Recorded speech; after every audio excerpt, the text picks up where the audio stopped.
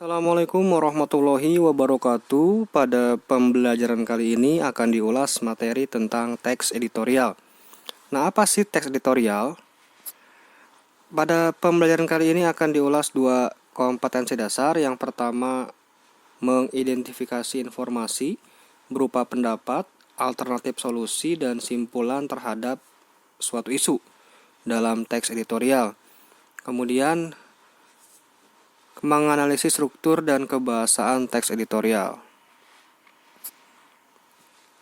Ada beberapa fungsi dari teks editorial. Yang pertama, menjelaskan masalah terkini. Jadi teks editorial nantinya banyak memuat isu-isu kekinian yang hangat atau yang sedang terjadi saat ini. Kemudian yang kedua, memberikan pandangan, karena teks editorial itu berisi opini. Nah, opininya tersebut nanti berasal dari pandangan suatu redaktur media massa. Kemudian yang selanjutnya, fungsinya mengajak pembaca untuk berpikir, karena opini yang tersaji dari seorang redaktur juga mengajak pembaca untuk berpikir, mencari solusi, bertukar pikiran agar isu-isu atau masalah-masalah yang ada dapat terselesaikan dengan baik. Kemudian apa sih teks editorial itu dan apa saja ciri-cirinya? Jadi yang disebut dengan teks editorial itu artikel yang ditulis oleh redaktur media massa. Isinya fakta dan opini tentang peristiwa aktual dan kontroversial. Aktual itu kekinian, jadi yang sedang hangat terjadi, tidak harus baru. Jadi yang hangat itu bisa saja masalah-masalah lama yang muncul kembali, itu aktual namanya. Kalau kontroversial tentunya mengundang pertanyaan, menarik perhatian masyarakat luas. Kemudian opini dalam teks editorial bisa berupa kritik, penilaian, prediksi, harapan, dan atau saran dari penulis.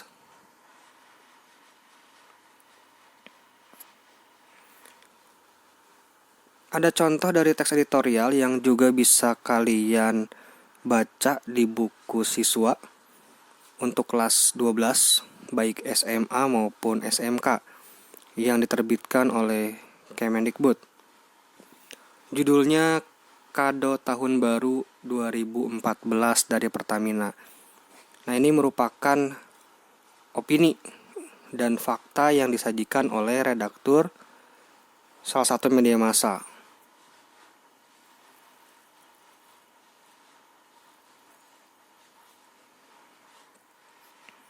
Disimak terlebih dahulu.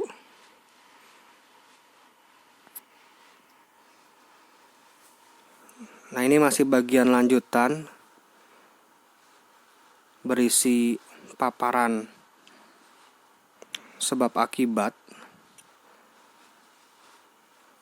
opini-opini, fakta-fakta yang disajikan oleh redaktur.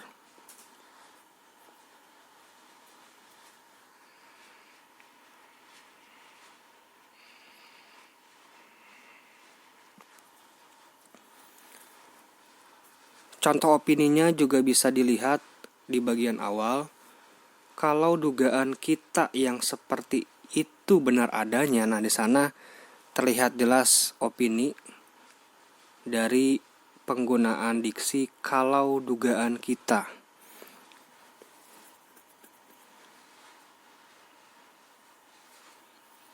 Kemudian di paragraf selanjutnya juga ada opini, kita tidak bisa menerima sepenuhnya alasan merugi 22 triliun rupiah selama 6 tahun. Nah, di sini redaktur tentunya mengulas mengenai masalah yang sedang hangat pada saat itu tentang kenaikan LPG.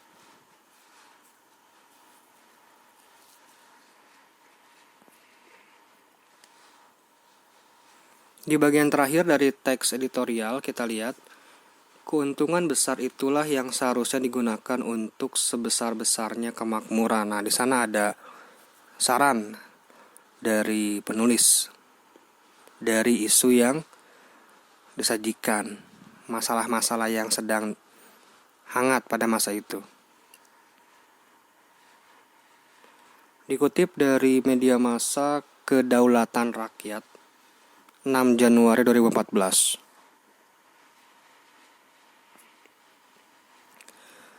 Berikut contoh dari kritik yang disampaikan oleh penulis. Nah, ini contoh kritik. Kenaikan harga itu merupakan kado tahun baru 2014 yang tidak simpatik, tidak bijak, dan tidak logis. Ini kritik langsung dari redaktur media tersebut. Kemudian ada juga penilaian dari redaktur tersebut. Pertamina tidak bisa semata-mata menjadikan harga pasar dunia sebagai kiblat dalam membuat keputusan.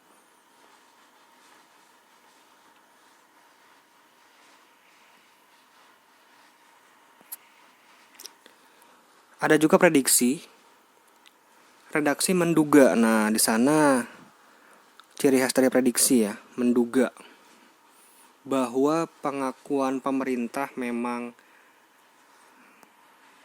yang tidak mengetahui rencana kenaikan harga LPG hingga 50%. Itu prediksi dari penulis seorang redaktur media massa. Kemudian ada juga harapan dari penulis bahwa pemerintah seharusnya menggunakan keuntungan besar. Nah, jadi penulis mengharapkan bahwa pemerintah harus menggunakan keuntungan besar dari hasil tambang, minyak, dan gas. Dan ada juga saran. Caranya dengan mengambil atau menyisihkan sepersekian persen keuntungan. Ini saran yang disampaikan oleh penulis, yakni seorang redaktur media massa.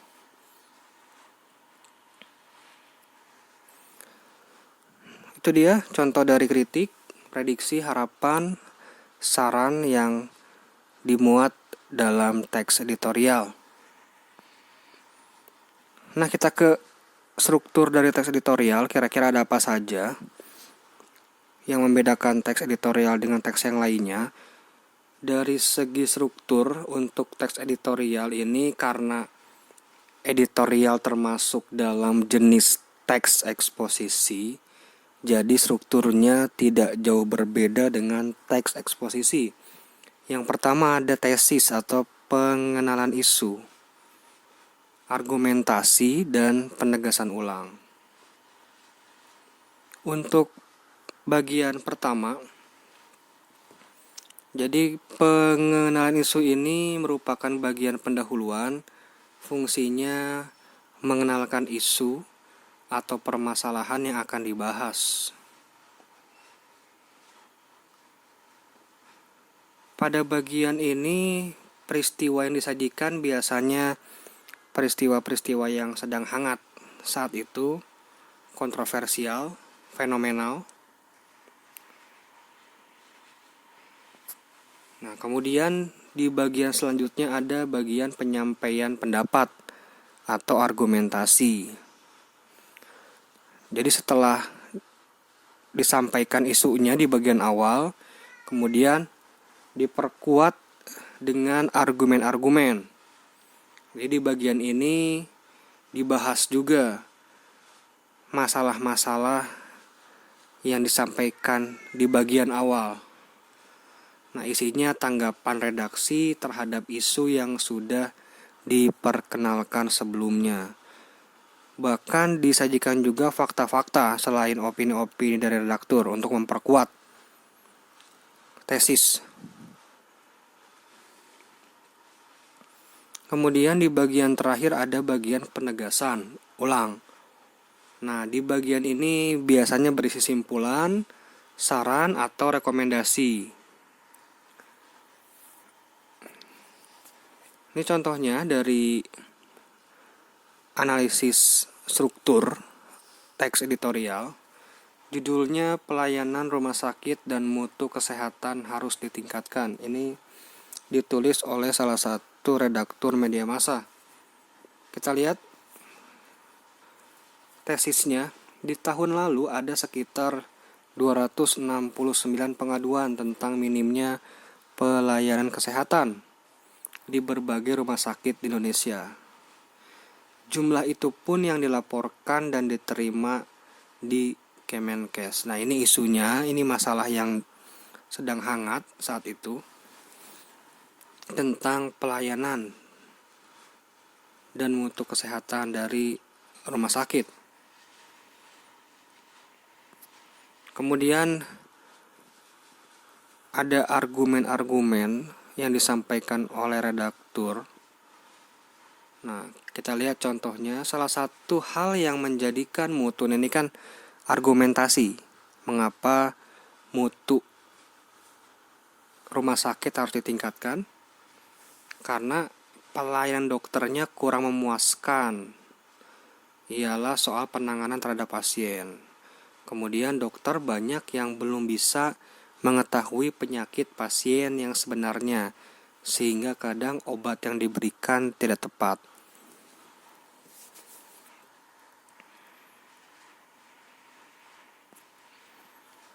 Kemudian di bagian terakhirnya ada penegasan ulang atau reiterasi.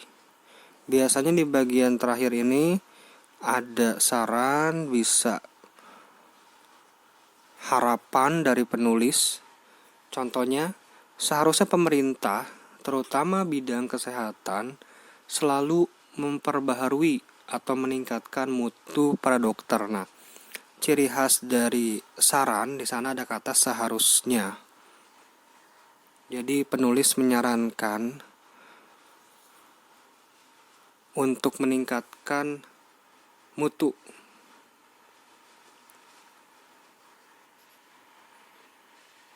Kemudian juga diperkuat lagi, hal itu bertujuan agar pelayanan kesehatan dapat berjalan dengan baik. Nah, itu contoh analisis dari struktur teks editorial.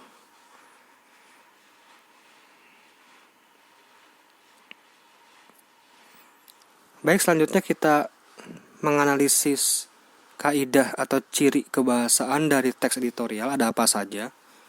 Nah, yang pertama, dalam teks editorial terdapat kalimat retoris.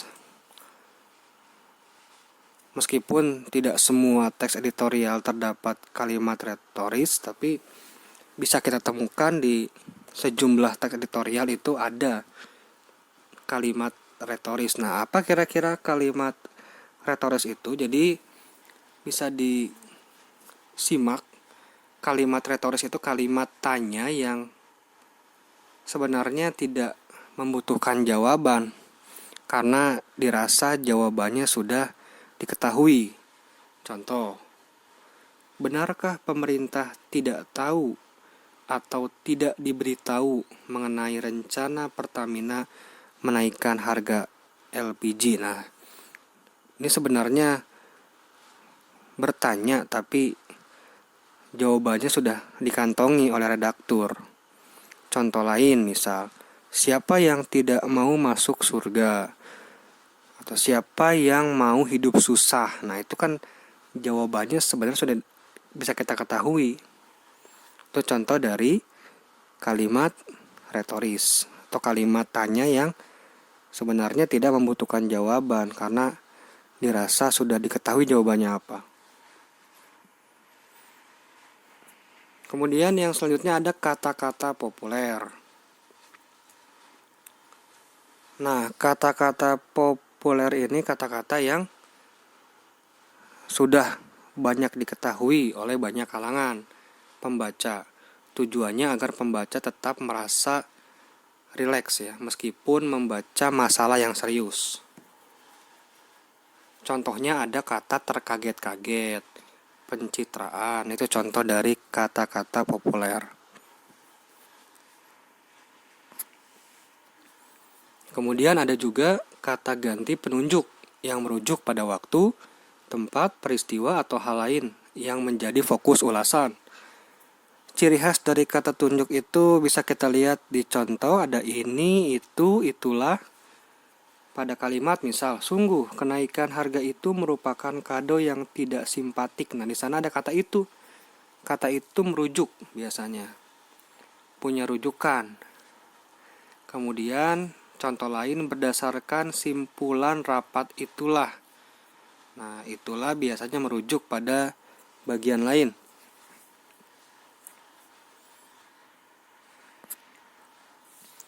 Yang selanjutnya banyak menggunakan konjungsi kausalitas. Nah, ini kita temukan juga kan di teks eksposisi. Konjungsi kausalitas itu konjungsi yang menyatakan sebab akibat. Contohnya, masyarakat sebagai konsumen menjadi terkaget-kaget karena. Nah, contoh dari konjungsi kausalitas itu ada karena, sebab, sehingga.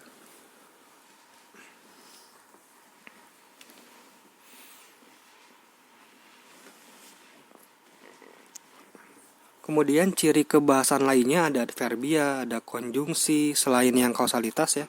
Kemudian ada verba atau kata kerja dan ada modalitas.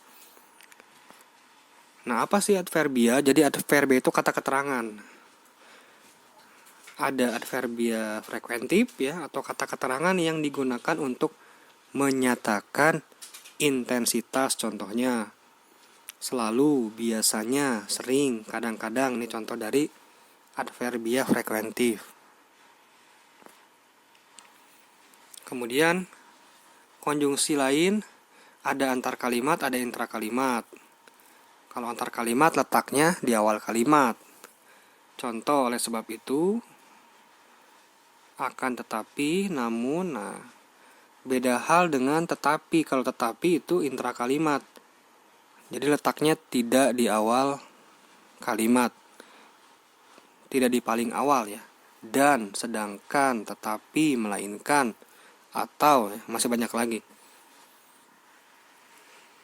Nah, ini bisa ditemukan di teks editorial. Jadi konjungsi antar dan intra ini kerap kali ditemukan dalam teks editorial. Kemudian ada juga konjungsi korelatif.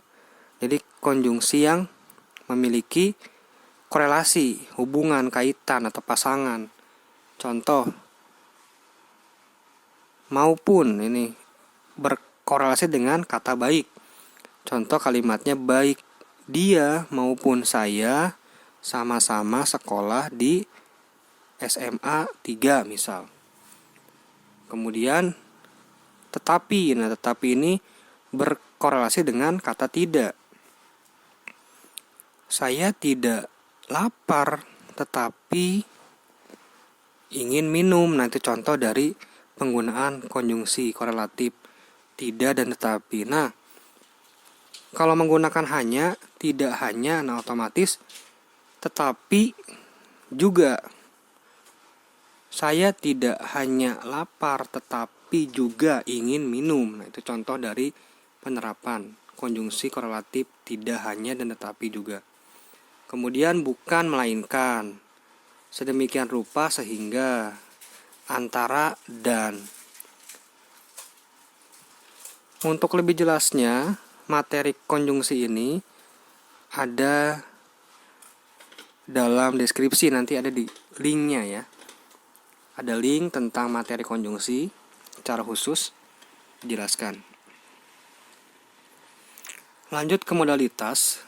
Jadi apa sih modalitas? Jadi modalitas ini adalah kata yang mempunyai makna kemungkinan, kenyataan, keharusan, dan sebagainya. Contohnya dalam bahasa Indonesia ada kata harus, akan, ingin, pasti, mungkin. Dalam kalimat misal, dia harus belajar. Itu contoh penggunaan modalitas dalam kalimat.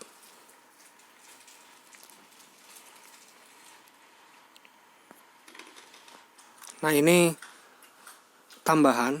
Jadi bagaimana menulis teks editorial agar kalian juga bisa berlatih meskipun bukan atau belum menjadi seorang redaktur, tapi menyampaikan gagasan atau ide itu juga penting. Ini ada beberapa tahapan yang bisa kalian lakukan. Yang pertama, bacalah 2-3 teks editorial dari media massa yang berbeda. Misal membaca dari Kompas dan Republika. Biasanya di koran-koran ada khusus kolom editorial. Kemudian kalian data isu-isu utama dan rumuskan menjadi pernyataan umum. Jadi kalian lihat isunya apa, kemudian kalian telusuri apakah didukung oleh data-data yang tepat. Jadi jangan mudah percaya, jadi harus cerdas dalam membaca. Kemudian buat rincian. Dan analisis menjadi sebuah argumen. Jadi kalian pun sebagai pembaca harus memiliki argumen. Jangan mudah percaya, khawatirnya kan ada tulisan yang bisa menggiring opini pembaca. Jadi jangan mudah tergiring juga. Karena lagi-lagi tadi fungsi dari teks editorial ini kan mengajak pembaca untuk berpikir.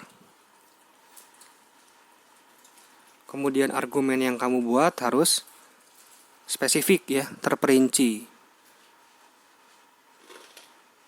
Kemudian buat saran atau rekomendasi, penting karena jangan hanya menyampaikan isu, mengkritik, tapi tidak ada saran.